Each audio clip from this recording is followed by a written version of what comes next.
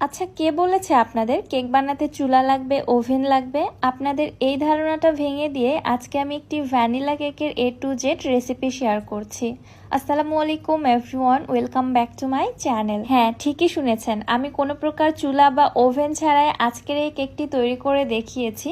Perfect কেকের sponge কিভাবে তৈরি করবেন এবং কেক ডেকোরেশনের জন্য পারফেক্ট ক্রিম কিভাবে তৈরি করবেন, সকল কিছুই বিশদ আকারে শেয়ার করেছি।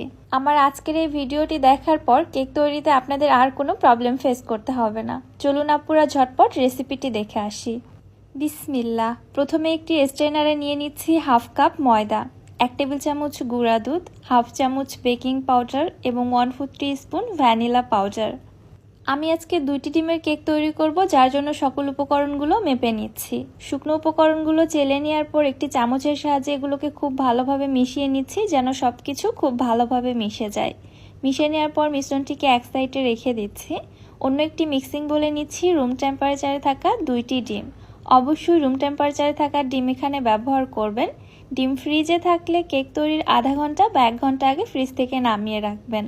এবারে ডিম দুটোর কুসুম এবং সাদা অংশটাকে আমি আলাদা করে নিচ্ছি। এবার একটি বিটারের সাহায্যে ডিমের সাদা অংশটাকে বিট করে কিছুটা ফেনা ক্রিয়েট করে নিচ্ছি। প্রথমে এখানে চিনি ব্যবহার করা যাবে না, তাহলে কিন্তু ফোমটা ভালো হবে না। কিছুটা এরকম বাবলস তৈরি হলে এর মধ্যে আমি চিনি অ্যাড করে দিচ্ছি। এখানে আমি 1/3 কাপ চিনি নিয়েছি, তবে সম্পূর্ণ চিনিটা একবারে না দিয়ে আমি 2 ধাপে অ্যাড করে দিচ্ছি। প্রথম পর্যায়ে চিনিটা দেওয়ার পর যখন খুব ভালোভাবে চিনিটা মেল্ট হয়ে গেছে, তারপরে আমি বাকি চিনিটা অ্যাড করে দিচ্ছি। এইভাবে ধাপে ধাপে চিনিটা অ্যাড করে দিলে ডিমের ম্যারাং বা ফোমটা একদম পারফেক্ট হয়। একেবারে যদি চিনিটা ধাপ করে ঢেলে দেয় তাহলে কিন্তু ফোমটা ভালো হবে না। বিট করতে করতে ফোমটা ঠিক এরকম হয়ে আসবে। এই পর্যায়ের মধ্যে দিয়ে দিচ্ছি 2 টেবিল চামচ তেল এবং ডিমের যে কুসুম দুটি আলাদা করে রেখেছিলাম সেই কুসুম দুটি দিয়ে দিচ্ছি। আবারও সব কিছু একবার খুব ভালোভাবে বিট করে নিচ্ছি, জাস্ট 10 থেকে 15 সেকেন্ড সময় নিয়ে। এর থেকে বেশি বিট করা যাবে না, ওভারবিট হয়ে গেলে কিন্তু ফোমটা আবার নষ্ট হয়ে যাবে। আচ্ছা, এখানে স্পঞ্জ কেকে তেল দেওয়াটা কিন্তু অপশনাল, আপনারা চাইলে স্কিপও করতে পারেন। হ্যাঁ, সো সব কিছু ভালোভাবে বিট করে নিয়েছি। এবার একটি স্প্যাচুলার সাহায্যে ফোমটাকে একটু উল্টে পাল্টে দেখে নিব সব কিছু ভালোভাবে মিশে গিয়েছে কিনা।